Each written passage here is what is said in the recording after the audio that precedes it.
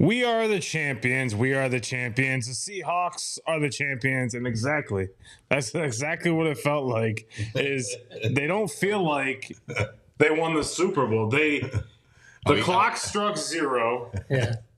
And they didn't celebrate at all. No one was really hyped. Everyone was just like, yeah, I've okay. never seen that.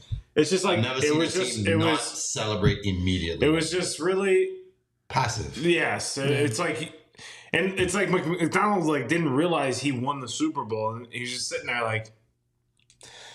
But here's a hot take for you guys to start off the show: if Sam Darnold continues his career, first ballot Hall of Famer?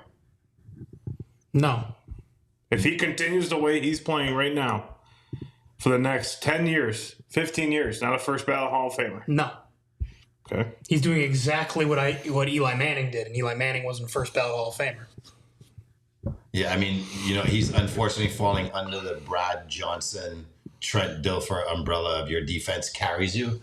So even if he freaking throws for 45 touchdowns over the next 2 years, I don't think his numbers sway any voter to be like, yes, this is the best 4 seasons in a row a quarterback has ever had. Let's say he keeps winning 13, 14 games. He's going to be unfortunately labeled as the guy whose defense keeps carrying him. Because if you compare his numbers to those two guys I just mentioned in the Super Bowl, they had better numbers in the Super Bowl than he did. Is that being Trent Dilfer did not. They scored 3 touchdowns on the defense, I thought, for the Ravens. They had 1 offensive touchdown in that game. Yeah, so how's that better numbers? The quarterback rating, if you go from that standpoint, I guess. Yeah, I guess. But it's still like defense won the game. I thought Darnold had more plays to keep drives alive, a couple of scrambles. And I think the moment got the best of him in the red zone. I think he was composed. He didn't make mistakes. He didn't overthrow. He hit his checkdowns. They ran the ball. Why fix what's not broken? You got to do what works in the game. At the end of the day, hand the ball off to Kenneth Walker, let him get 160, and let the clock start to milk. I'm not mad about their game plan. Could they have scored a couple touchdowns? Yeah, here and there they had a couple opportunities.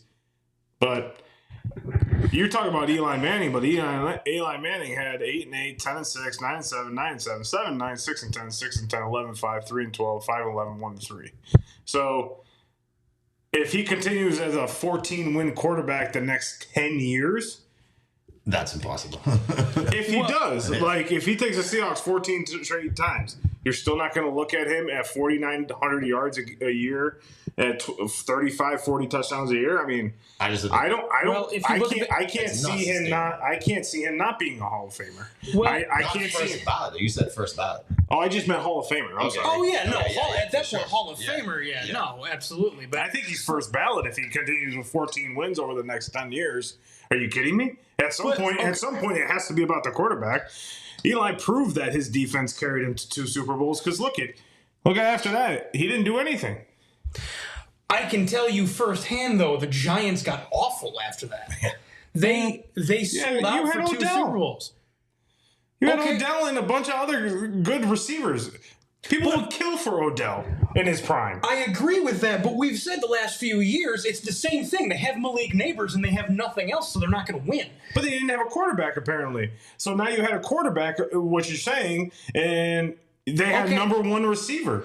Okay, so, how are you going to sit there and say that he didn't have anybody? Then he had a good running back duo. In the backfield. Fine. Okay, fine. I'll go to a different team. Tom Brady and Randy Moss lost the Super Bowl. Yeah. And you're telling me that if that's true, if having a quarterback and a number 1 receiver is supposed to win you everything, they had the best quarterback ever and one of the best receivers ever. That doesn't even make any sense to what we're talking about. Because, it does, because you just said you had Odell Beckham Jr., and so you should have won more. You should have won more. I'm saying you should have won, not won more Super Bowls, but won more games at least. You have a number, hold on. You have a number 1 receiver. You can't win more games? Not with a dog shit defense and no O-line and no other weapons and no running back. You guys had no one anything. of the top defenses. After that, they did not. Okay. I promise you they did. Pull it up. And the worst offensive line. Speaking of worst offensive line, that to me was why the game was not competitive. I think everybody clearly saw that New England's line was so outmatched that Drake May could not be rushed. Here's something that the media is not going to say. Drake May is an average quarterback. They're not wanting to say that because they want to hype up these young quarterbacks and give them more kudos. I don't think there's enough. We need more. Here's the evidence. In the playoffs, the Pats averaged 1.13 points per drive. The Cleveland Browns, who were winless in 2017, averaged 1.22 points per drive.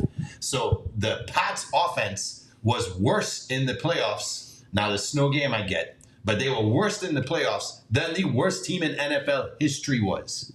Well, and that was the worst offensive NFL history. So I think what we're seeing here, once again, is two quarterbacks who piggybacked off a successful game plan that McDaniels clearly showed he would rather not lose the game than win the Super Bowl. And that frustrated the hell out of me. Let him fail miserably. Let him freaking throw 4 picks. Let it burn on the inside where he's coming back in the offseason. No, but let him actually fail. He protected him for 3 quarters, and then he failed miserably in the fourth. Well, what did you want him to do? He had literally a second to. There's a lot. If you so a guy. But I'm saying film, like a guy go down the field and he did not look at his first looks. On average, he was not looking at his first looks. But what you're not understanding, I know you didn't get to watch most of the game, but he didn't have time to look at his first look. Like when he would drop back in the pocket, he'd line up, and all of a sudden Witherspoon is in his face. He didn't have a chance to even look at his first go-to. He was rolling out of the pocket, and he was about to get sacked most of the game. Look at the game. Like, so to say that McDaniels didn't let the kid go, the offensive line wouldn't allow that to go.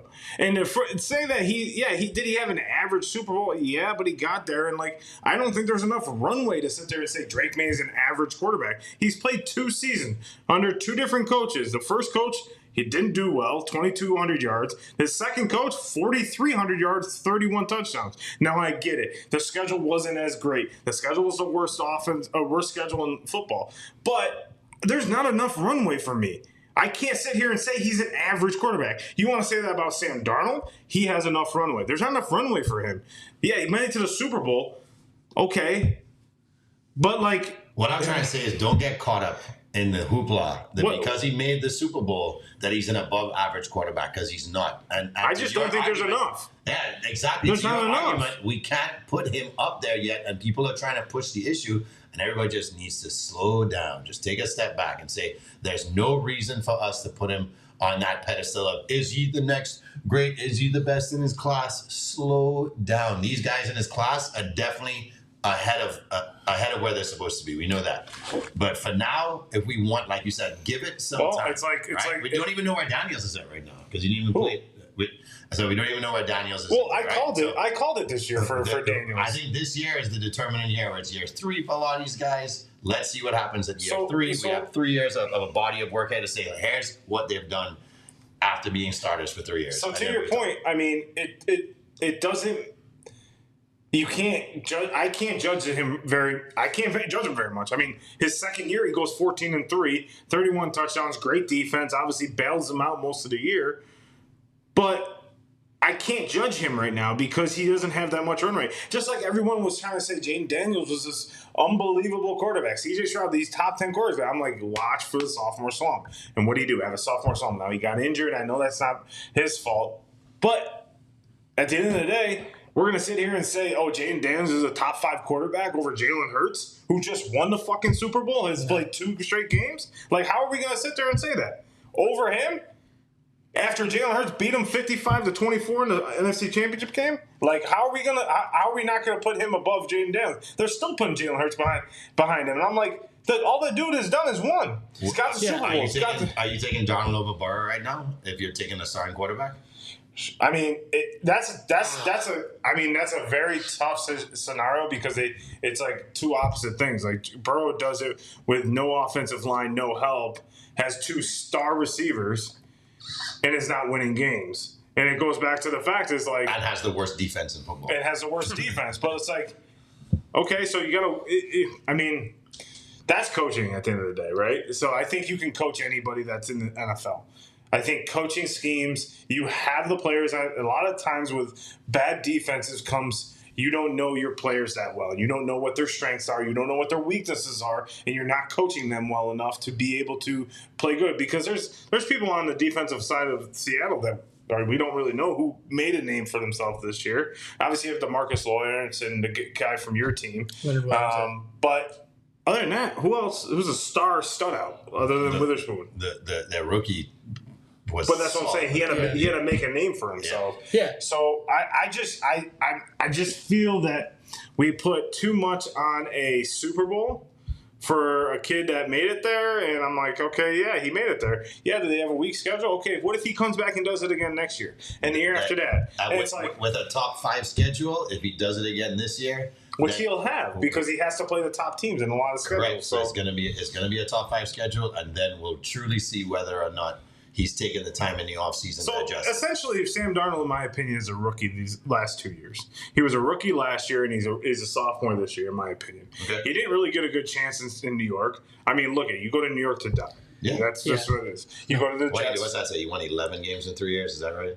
Yes. 13 games. No. 13. Yeah, 13 games in 3 years, and then he went to Carolina, kind of just sat behind everything. One season. Here's a guy that I want to bring up because I think it's a little bit worthy and topical for you.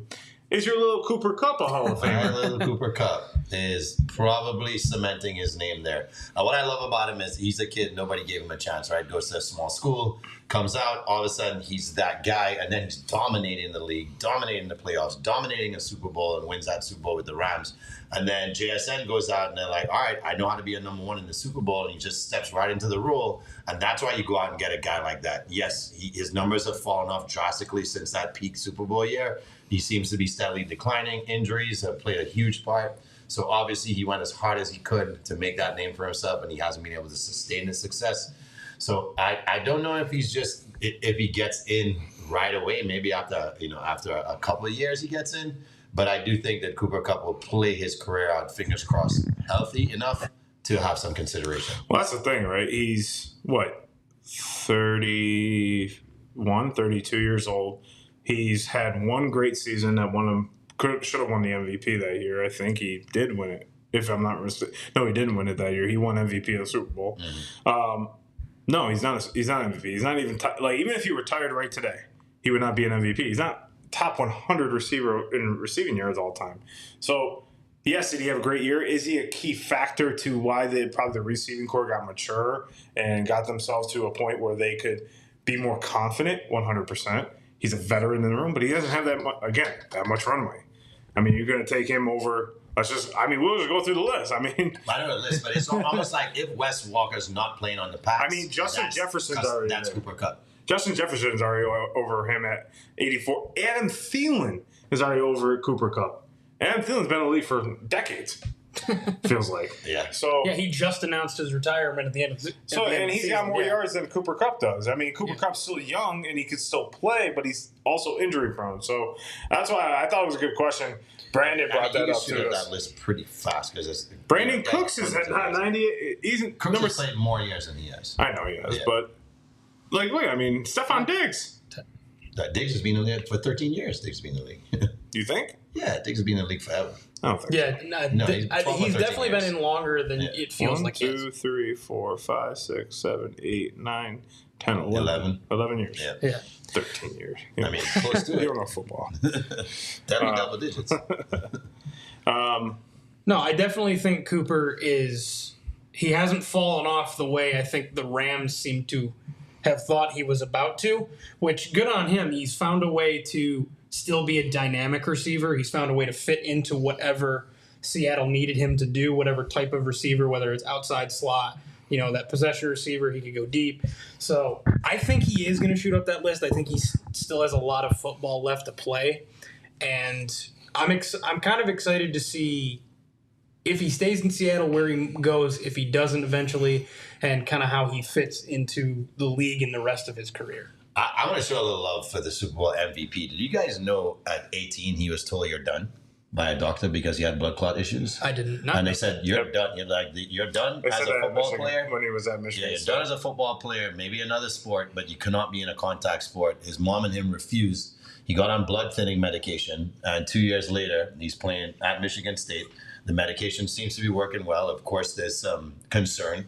And then all of a sudden, the doctors are like, hey, you check out, and it seems like you're going to be okay. So there is that risk factor there. And he just kept saying, no, I believe in myself. I believe in my doctors. I believe in my team. My mom believes in me.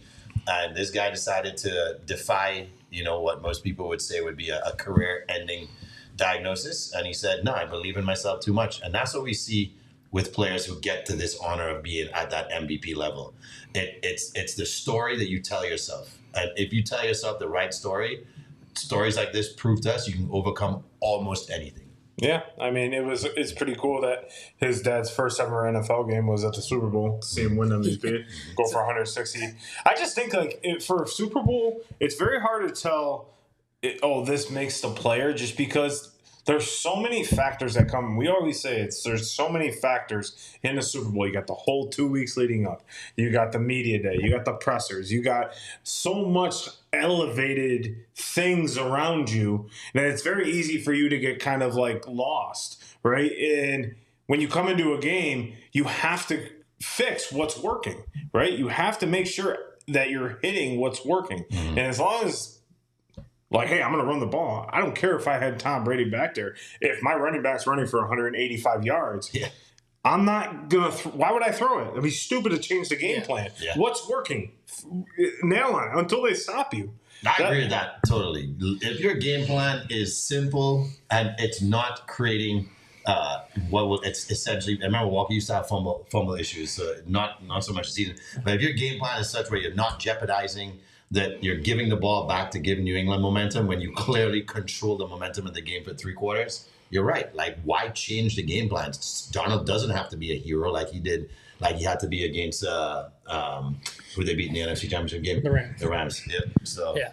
But it goes back to where you see New England, they went away from what was their strength all year. They never changed anything. And to my point of you have to go with what's working, you have to also make changes, which is to your point about McDaniels. That is where I fault him, not for taking chances, because Drake May never had a chance, but not for getting your running game going. If not for, and also for Vrabel to say, Will Campbell, you are not healthy enough to play. Is a backup as good as Will Campbell? Probably not. But Will Campbell, you could tell he could not push off that one leg. That I think he tore his MCL. So at the end of the day, you have to learn to change and make adjustments. Try to back the defense off. What stops a blitz? Short passes, getting positive yards. As long as you're getting positive yards, you're going to have that. So, but I mean, as we talk about positivity, we have the U.S. men's hockey team coming up here in 2 days. I love for the ladies. I was about to say that. You ladies. Now let me go ahead, intro man. No, you got it. USA women's beat Canada today, and 5-0 was a rout. I mean, the whole game, it was basically in Canada's zone. Have they scored 5 goals in every game at least? I think. I don't know that stat, but I'll pull that up. I think they scored 5 goals in every game so far. They were pretty much dominant the entire time, and it just looked like Canada was lethargic the entire time. But with the Olympics being here, I guess they have 20 goals for in 4 games and 1 goal against. So as far as Olympics go, what Olympic memory really made you get into the Olympics?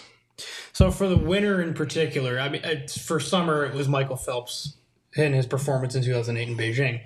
But for the winter specifically, it is hockey, but it's on the men's side. It was the gold medal game between the U.S. and Canada. It is unfortunately for an American, it's the golden goal that Sidney Crosby scored. But the intensity of that game, how I was really getting into hockey more and more at that point in my life.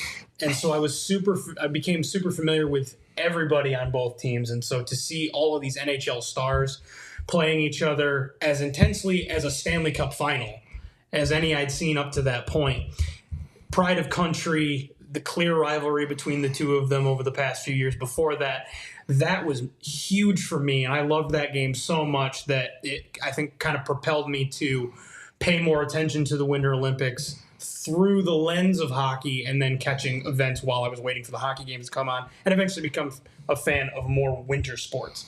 So that's the one that always kind of keyed in my memory as far as being at a young age and becoming a bigger fan of all Winter Olympic sports. Mine's actually tied more personal, where my aunt went to the Seoul Olympic Games in 1988, and when she came back with a photo album and she just dropped it down and I could look through it, that's the moment when I just said to myself, I have to go to the Olympics. Like, I don't care whether I qualify or whether it's somehow as a fan, like, I have to have an Olympic experience, because she just looked like the happiest person in the world in every picture just to be there. And, you know, it just seemed like, why wouldn't you want to experience this in your life? This is incredible. So I had that sort of personal handover, like, hey, Jay, take a look at what it's like to be at the Olympics at a young age. The Winter Games were kind of marred in a little bit of drama. In 1994, I'm 12 years old, and then there's the Tonya Harding, Nancy Kerrigan attack that happens, and then all of a sudden, all eyes are on figure skating, which figure skating never got the limelight out of all the other major sports. I mean, we're talking about in the middle of the Bulls, Michael Jordan era and everything like that. And so all of a sudden, my granny and I used to watch figure skating, and it's a horrible story. And then Kerrigan has this, tremendous comeback, kind of what people hoping for Lindsey Vonn. She overcomes this knee injury. She ends up winning silver in the Olympics. And, it could have been a hero story where you want her to win gold, but that kind of got me to think a little more about, taking an interest in Winter Olympics. And it was a time for my granny and I bond together to watch the Olympics, because she loved the figure skating, and I was a big part of what she enjoyed about it. So to me, it was a drama-filled moment that led me to more interest. You love drama. I don't love drama at all. It follows you on like a fucking it's attached to you. What about you? I don't know. I mean, I don't really have a memory. I mean, I've always just watched it. Like, that's just it. Like, I played hockey. I was a hockey player for over 20 years, and just it was my sport, right? Like, it was on. I was watching it, right? So, just anything to do with USA Hockey, would be a part of watching, the team. And it's weird too, because with hockey, they have so many different, like, gold medal games and in other type of ways, with international games and World Juniors and everything like that. So you're basically tuned up and ready to go long before the Olympics. And when the Olympics get here, you're just like, come on, USA. But I found out some crazy stat today that the USA men's hockey has not won gold since 1980. Oh, did you know that? The Miracle on Ice team. Wow. Was the last time. So you feel like they would have had to have gotten one somewhere in there. Somewhere. Like medals, but not gold. No, gold medal. Yeah, I said medals, but not gold medal. They've medaled, but they haven't got a gold since 1980, since a Miracle on Ice. I know. So is it their year to do the Miracle on Ice of 2026? Because the Canadian team. Let me give you this perspective. Yeah. What line is Sidney Crosby on? The third line, I think. The third line. Which is insane. I was going to say, don't say it. I know you don't. No, I was just laughing. Yeah. He's a third line center on Team Canada. On Team Canada. And he's the captain. It makes no sense. It's kind of like when you remember the line that deep, where it's like lining, it doesn't matter what line the line they put out. Where like Talat, you had Sorelli, and then you had Stamkos centering all three lines. It was just not fair. So can this be the year that USA I mean, they're the underdogs. Canada is definitely the favorite to win it all. I would say next team probably Sweden, maybe Finland or Czechoslovakia. I do remember those 94 Czech games. Republic. Sweden won the goal in those 94 games. Czechoslovakia is not around, isn't it? No, they split when the Iron Curtain fell. Soviet Union thing, they split up. It's Czech Republic and Slovakia. Czech Republic tends to have the better players. I mean, it'll all tell on Thursday to see what the USA men's team is about. I think they're a bunch of underdogs, and they know it. And you have the Kachuk brothers. As long as they stop fighting everybody in their sight, they could probably they could probably help the team. The problem with that's the scary part. They can help the team if they're on the ice. The problem with Team USA this year, I think, from like my perspective, is they faced a bunch of different injuries really close to the games, where guys that are good players, but they're playing with, I think, a lot more replacement players. And Canada, sounds like they're full I don't know. all-star So what helps? They do, but the USA does too. I think they have they have some of the best players on their teams. Don't get me wrong. Like USA and Canada should go gold and silver one way or another, and they should be the gold medal game. But what I think we overlook with Team Canada's roster, on top of the fact that they have McDavid and Crosby and McKinnon and all these things, and by the way, also. One of McDavid's wings appears to be Macklin Celebrini, who's a 19-year-old that has 81 points in the NHL this year, so it's insane. But their top D pair is Taves and Makar, who play together on Colorado. So they have a defensive pair with a lot of chemistry. They've been playing not only all season together, but have been playing the last 3-4 years at least as a pair together. And so I think that's a very underrated part of Canada. I would love to think that the U.S. can do it, and I think they could on paper do it. But Canada is going to be a very tough hill to climb for them. On paper, they could do it. I don't think that makes sense. Paper, they're the underdog. But he's still saying that there's credibility, there's talent, there's chemistry. The roster has talent. But on paper, Team Canada is way better. They would probably, on paper, it'd probably be 12-0. But I'm saying the U.S. roster has the talent to win a gold medal. I mean, I think they're going to win the gold, and I think they're going to win the gold in overtime in the gold medal game. So that's my prediction right now. That's what every fan wants, right? Book it.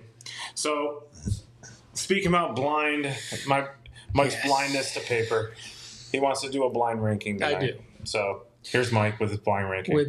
Yes. So, I'm going to give you guys 5 different, and the category is NFL defenses in history. The whole idea being you have to blind rank them without knowing what comes next. So 1 through 5, 1's the best, 5's the worst. You got to put them in a position without knowing what defense I'm going to give you next. Start off with our most recent member of the list, the 2025 Seattle Seahawks. Okay. 5. I have to say the number right now? Yes. 3. You going to remember them all? I was going to write it down. 3. 3. All right, so Jay puts his Seahawks in the middle. John's going to go safe and put him at 5. All right. The 2000 Baltimore Ravens. 2. 1. Okay. The 2007 New York Giants. 5. 6. You're very funny. 4. 4. Okay. The 2002 Tampa Bay Buccaneers. 1. Oh, no, I'm Irish. You already used 1. 2. 2. The 2024 Philadelphia Eagles. 4. 3. Okay. Oh, yeah, those defense. I mean, I love my rankings because I think the 2000 Ravens was the reason they won the Super Bowl. And then the Buccaneers, I mean, again, that's the reason they won the Super Bowl in 12 games. You had John Lynch, Derek Brooks, Warren Sapp. Who else? Goon Squad. It was just it was a ton of total Goon Squad. Barber. Yeah. Oh, yeah, Rondé Barber. Rondé Barber. The Barber you can stand nowadays. Yeah. Yeah. What? I mean, he got his work. That's your boy. Ain't my boy anymore. That's why you have his jersey over there. I don't. I have an Eli Manning jersey, the guy you talk shit about. And immediately, just one of my favorite Giants things on a side note is that Tiki talked all the shit about Eli and how much of a leader he was and how much he didn't actually matter in the locker room. The next season, they win the Super Bowl. Mm-hmm. I'm not saying Eli was the main part of why they won the Super Bowl. The fact that he led them to the Super Bowl is just always makes me laugh. But yes, I'm glad I at least on that blind ranking made one of you have to try to play it safe and put the Seahawks at 3, even though I picked 4 defenses that I believe are all better than that defense. Okay, Jamie, this football's over. I know your fix right now is college basketball. Yeah, you're not going to be. And it's hard to take it away for you. You haven't stopped watching the games. So, if you had to watch one game, or you have to watch one sport on a Sunday, would you rather watch Sunday golf, Sunday the final round at a golf tournament, doesn't matter which one, or a Sunday 1 o'clock baseball game? Golf. Really? Yeah, baseball regular season games suck. I think that golf has so much drama in the final round. I think when players are playing from behind who have the talent to win the tournament, somehow they always tend to get it together and make a run. It makes it a crowd-pleasing affair. like you want to track those players and their round. You know, everybody's cheering for Scotty the other day because, you know, he looked like he can come back and win because he's proven that so many times. Yeah. And so obviously just start tournament out way too slow. But to me, there's a lot more to an end of a golf tournament than it is to just a 1 o'clock Sunday baseball game. Okay. Well, as we have football ended and so did our lives, but I mean, we still watch sports. It's not that bad. So, I mean, we still got college hoops. It's very, very competitive right now. It's coming down, and I mean, we got 3 weeks, and it's tournament time. It is. Like, It's crazy. Like, I'll be on a cruise for the first round of the tournament, which would be sweet. You mean you'll be glued to the nearest TV on the cruise? Apparently, they don't get cable, so I'll probably just be boozing. Dream of what's happening. So, we got the Masters. I think, you know, it's hard for me because I love both sports. But it just depends on the tournament, to be honest with you. If the leader's up by like 13, 14 strokes. Does that happen in the Masters? No, not the Masters, just in general, the tournament. Yeah. I didn't say the Masters. Okay, I thought you said we got Masters and you're talking No, about I said baseball or a Sunday round anywhere. Yeah. If a leader is at like 15 strokes above the leader or above the next guy, it's a boring final round because the guy's just playing par golf and then wins the tournament by 15. You play it too safe. So it's kind of like Scotty's run last year. I'm excited for baseball. That's my I would say is my second or third sport that I like. But yeah, I mean, I don't know. The end of the season just didn't feel like it was the end. Like this whole week leading up to Super Bowl, it was no hype at all. Like I didn't feel like it was Super Bowl week. I forgot a couple times that it was Super Bowl week. But now you got ESPN who has not stopped putting the freaking logo on the TV the entire week. They're ready for next year. They've been promoting since the day it ended. Yeah. Here's a new logo. Here's a new logo. Here's a new logo. It's like, what the hell? It's like they were more excited for next season than they are the championship game of this one. They're gonna bring Pat Mahomes, Josh Allen, Lamar, Jalen Hurts, whoever's on the NFC side, Jalen Hurts and Matt Stafford. Oh no, Jared Goff. No. Matt Stafford and Brock Purdy, and they'll be like, look, guys. We can't do this anymore. You three, stay healthy. Yep. You three, you got to compete against these guys. So Mahomes, enough of this shit. Enough of this injury shit. Enough of this. I don't have an offensive line or a coach. I don't want to hear from any of you. Mahomes is consulting Kobe's knee doctor. Like this needs to work by September. You understand? Like we are not losing. Mahomes was doing squats. That's what I'm saying. Like he has to be ready to go in September because the NFC is very competitive. I guarantee, like. If like Goodell could sit down those 6 quarterbacks, they'd be like, look, dude, this is annoying. 2 of you need to make. Pat, you've held it down. Josh and Lamar, get your shit together. Yep. Brock and Matt, get your shit together. And Jalen, keep flying. Go Birds. Well, that's what he's going to say. Go Birds. Let me give you guys. I'm sure Roger Goodell would say go Birds. Let me cook a little bit here on why we all know it's over. Yes, football is no longer around for a considerable amount of time. But here's why college basketball is pretty hype right now. But a little Round of applause for Rick Pitino. Yes. Getting to 904, passing Roy Williams for 3rd all time on the all wins list. I don't know about that part. All right, and go ahead, Mikey. Give him a little round of applause. No, he did. I know he did. Oh, I think you don't know about that part. I don't know about if I'm going to give a round of applause for that other part. It took an amazing game. Ironically, he had to beat his son in overtime. Hold on. I have to interrupt you for a second. What's that? So, does Roy Williams get credit for wins? Because he's been at every game since he left. He should be at 1,260 by now. And the thing is, it's not like looking at him. It's not like they went out after he retired and got someone different. A foot away from the bench. They got his lead assistant. So he still has an office there. So does it still count? I mean, he's not Hubert Davis. Right? You heard it here. Go ahead. What you were saying? My bad. Hubert Davis, puppet coach. It should count. So, and then super excited for Louisville, Mac Brown Jr. dropping 45, breaking Cooper Flagg's freshman ACC record of 42. It's not easy to drop 45 in a college basketball game because it's a limited amount of time, and that kid is a freaking scoring machine. If Louisville gets into the tournament, watch out because that kid can score in a hurry. But here's the real headline that the media doesn't want to talk about right now, and it concerns me. Arizona goes down, right? So we have one unbeaten left, but Darrell Peterson sits out again. He sat out against Tennessee. Darrell Peterson, who's the projected #1 pick from Kansas, He sat out against Tennessee. He sat out the second half against BYU. He sat out for what? The first game against. So they're saying it's a hamstring issue, but it sounds like he's load managing for the sake of making sure that he can make a run in the tournament. Now the kid's numbers are sensational. I think he's at 21, 5, and like 2 a game or something in that range. So we know he has all the game, and he's proven when he's on the court he can dominate any team that he plays, and he's the best player on the court because he was the best player in the first half when they played BYU against the Bansa. But I'm a little bit concerned as for whether, and we saw Jalen Johnson do it, right? He's doing great for the Hawks right now. He shut himself down. He's like, I'm freaking done with college basketball. I don't want to hurt myself. I'm protecting my future. Rightfully so. You can choose whatever the hell you want to do.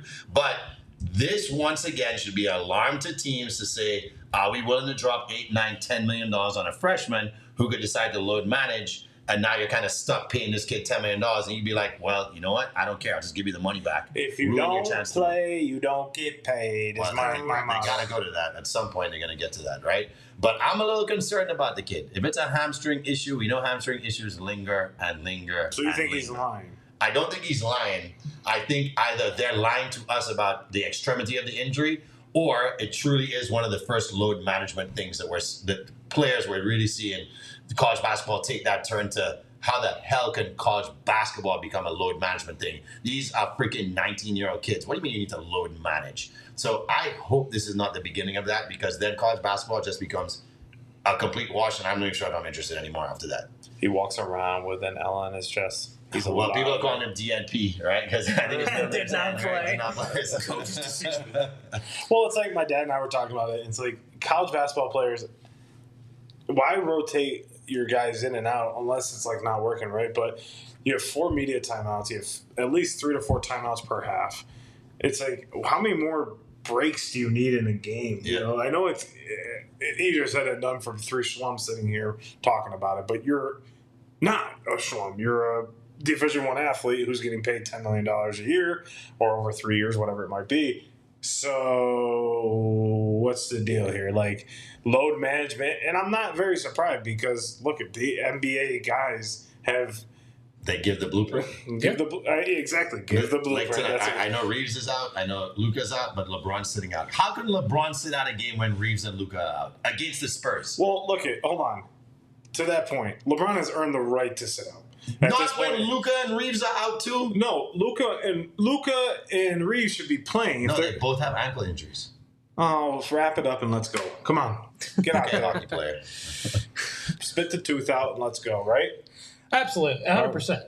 All right, so, well, we got one more game in our upper sleeve, and it's Guess Who, not me. Guess Who, everyone. So, guys, I have 3 people for you. Each person I have 5 clues for. I will start. This is a competition one for you, the 2 of you. It's the first one to get it. I will start by giving you 2 clues about them, and I will tell you what sport you are discussing in. It's not there. After that, you each can get a guess followed by another clue. First one to get it wins. Okay. We shall begin in the NFL. Our first person. Josh Allen.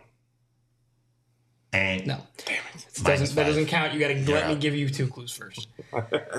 Our first person played linebacker at Ohio State. AJ Hawk. 2 clues. Oh, well, come on. What if I got on the first one? And, well, that'd be impressive. But played linebacker at Ohio State and was drafted by Pittsburgh in the 3rd round of the 1997 NFL Draft. 1997. Trey, we get this immediately. Yeah, off the rip. Mike Vrabel? Very good. It is Mike Vrabel. Wow. Good guess. Thanks. The other You clues. didn't cheat. The other clues were going to be. Oh yeah, go blue. 3-time Super Bowl champion, 2-time Coach of the Year. Yeah, that would have given it away. Yes.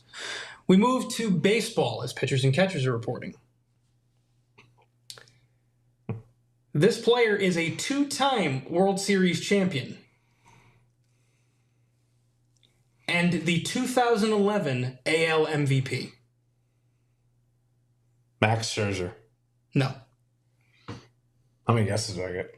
One each, and then Two-time champion, and what was it? And the 2011 AL MVP.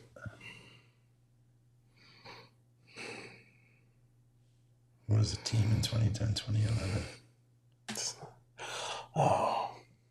But you now have to let him guess first. Miguel Cabrera? Incorrect. Next clue. Oh, AL MVP. Yes. Oh, I thought he said Cy Young. Yeah. No, AL MVP. See, this is what happens when I don't listen.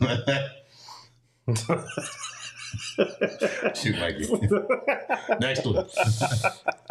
Next clue. Shocker, guys. Shocker over here in Single Squad. Sean Sawyer's not listening to a game clue. What'd you say? Huh?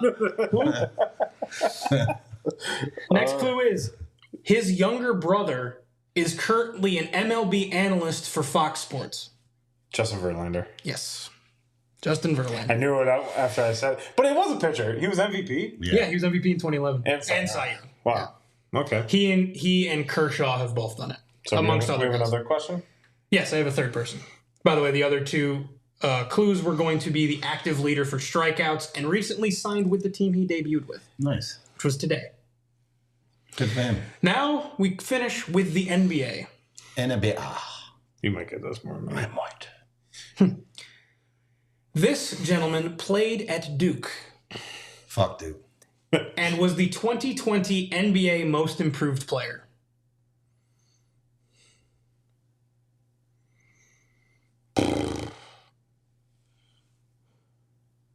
Zion? No. No. No, Zion came out in 2020. Did he? Yeah. Really? Yeah. Yeah. Oh, I didn't realize that. Yeah. I know, it feels like Zion's been out of college longer. 2020 Most Improved Player. If you'd like to pass and move on to another clue, you are allowed to do that. Yeah, I'm thinking Livingston, but he's before that. So. Okay. Yeah. You want... Yeah, go ahead. Okay. Sean? The 2015 Mr. North Carolina basketball. So it doesn't help. In high school. 2020 Most Improved Player. That means he was drafted maybe a year. He drafted 16 or 17 freshmen, so that's 3 or 4 years. Last clue. Oh, we got two more. Oh, okay. Next clue. Unless you want to take a guess.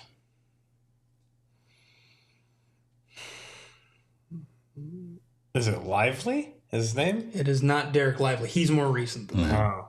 He's been out for 3 years now. Yeah. Oh, okay. Yeah. Next clue.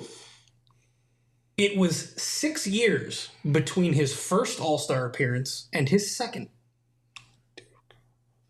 6 years between All-Star appearances. It's crazy too because they put so many players. They have in a the lot NBA. of players in the league. But like, it's those players that like you. It's probably that player that you probably don't think of, and it's like, oh, that guy. Oh, that he played for Duke.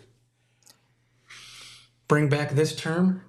Am I going to successfully stump The the squad? Final clue. That was the final clue. No, that He was has not. one more. I have one more. Yeah. Okay. Unless you want to take a guess. No. Go for it. John? No? Final clue. He was the second overall pick in the 2016 NBA draft. It's a point guard, and I don't know why his name's not coming to my damn mind. I think he played for the Bulls, too. What's his friggin' name again? He's a what? He was the second overall pick in the 2016 NBA draft. What is your name, homeboy? I don't know. I'm gonna with the clues gone. I am going to say this: both of you will kick yourselves. Yeah, because it's in my head, and I just can't get his name right now.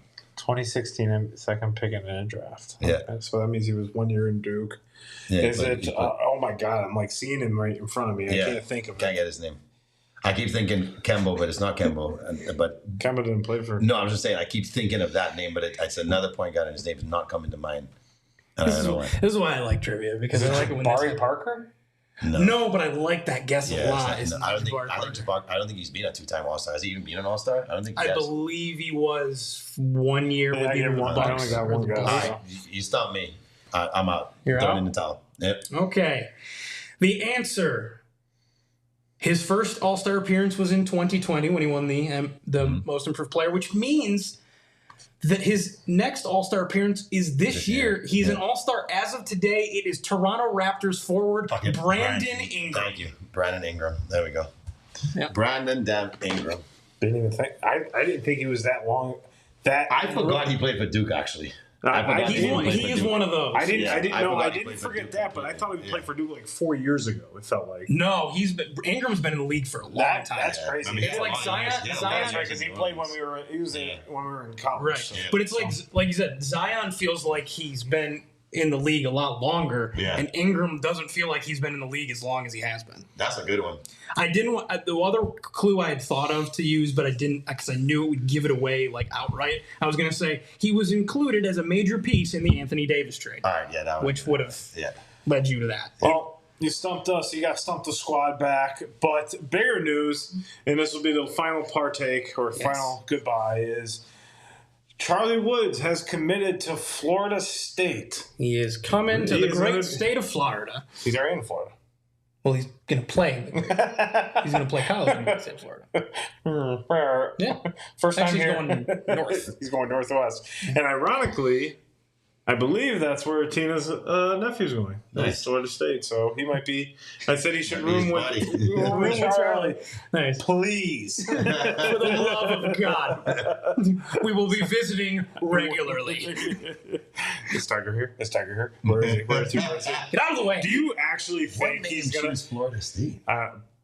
Their golf program's pretty good. Is it? Yeah. Okay. And I suppose somewhat proximity. Like, remember Brooks went there. There's a few other guys on tour that went there. I guess right next to Jacksonville. So, he's probably talked to them about it then, I would imagine. Yeah, I would imagine.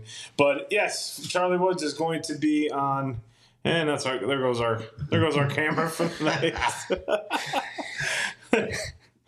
Nah. See you later. I said final take, and it's coming out. It's like, bitch, you're coming out. The camera inside the captain. We have Do you actually think Charlie's gonna have the same life as a regular kid? Hell no. And do you think Tiger is gonna be able to just walk around campus freely without a?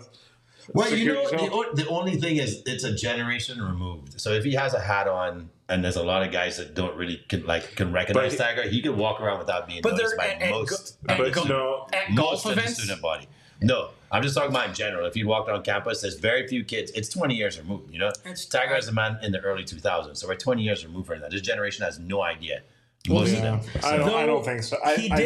When did he win the Masters? 2019. But he's such an iconic name in sports and in just generalization for everything. I think it's more because there's a buzz now, and people would, who's Charlie Woods? Oh, Tiger Woods that. Now that created a buzz. If that didn't happen, they said, pick out Tiger Woods in the lineup, the average student probably wouldn't be able to do it. I disagree with that, but we'll get to that because our camera's kicking us out apparently.